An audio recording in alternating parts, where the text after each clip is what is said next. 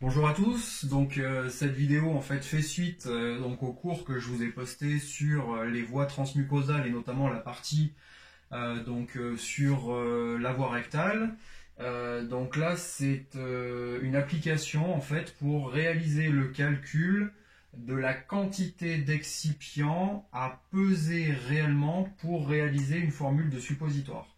Donc si vous avez lu un petit peu le cours, vous avez dû déjà vous rendre compte que quand on parle d'un suppositoire adulte, comme je l'ai marqué là, AD, c'est pour adulte, ces suppositoires font donc 3 grammes.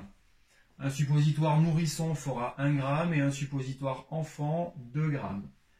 À l'examen, et puis dans tous les exercices que vous aurez à faire, vous aurez toujours des formules pour adultes. Le QSP1 suppositoire signifiera donc que la formule qui vous est donnée est pour un seul suppositoire. Et le numéro 6 sera la quantité de suppositoires à réaliser. On peut vous demander de réaliser une formule pour 5 suppositoires ou pour 6 suppositoires. Vous avez dû lire également dans le cours, sur la dernière partie concernant les suppositoires, que chacune des poudres qui allaient être mises avec l'excipient allait déplacer un certain volume. Alors en fait, on devra tenir compte du facteur de déplacement de chacune des poudres à l'intérieur de notre suppositoire. Pour faire très simple, si je prends une éprouvette et que je la remplis d'eau jusqu'à 10 ml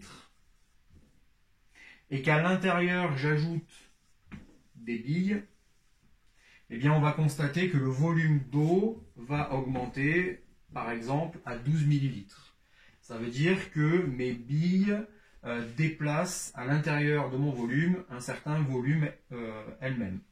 Donc pour réaliser des suppositoires, en sachant que on a dit qu'on faisait des suppositoires de 3 grammes, que l'on allait donc mettre, en théorie, 3 grammes d'excipient plus à l'intérieur notre paracétamol et notre codéine.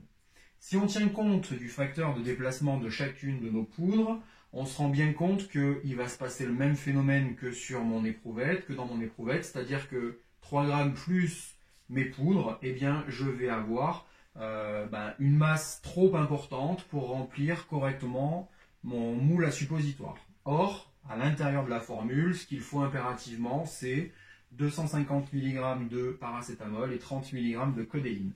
Je vais donc, dans un premier temps, devoir tenir compte du facteur de déplacement de mes poudres. Et dans un second temps, puisque vous avez dû lire également que les excipients utilisés devaient avoir une viscosité suffisante afin de ne pas suinter, eh bien ces excipients vont avoir tendance en fait à rester collés sur la paroi de la capsule, et donc on doit, pour réaliser une formule de suppositoire, toujours réaliser la formule, alors en tenant compte du facteur de déplacement, mais en plus réaliser la formule pour un suppositoire supplémentaire que ce qui est demandé. Ça veut dire que ici, dans la réalisation de ma formule, je ne vais pas faire mes calculs pour 6 suppositoires, mais pour 7 suppositoires. Donc, la première des choses à faire est de multiplier chacun de mes composants par 7. Pour l'excipient, c'est la même chose. Un excipient adulte, on a dit qu'il faisait 3 grammes. Donc si je dois réaliser mon calcul, donc ça me fera 7 suppositoires fois 3 grammes qui fait 21 grammes. Et à ce 21 grammes, qui est ma masse théorique d'excipient à utiliser, je vais enlever mon paracétamol multiplié par son facteur de déplacement et ma codéine multipliée par son facteur de déplacement.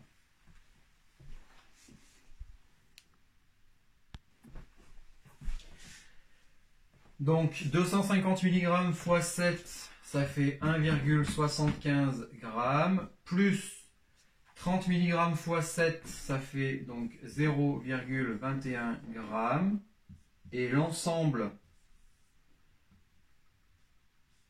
sera multiplié donc par le facteur de déplacement.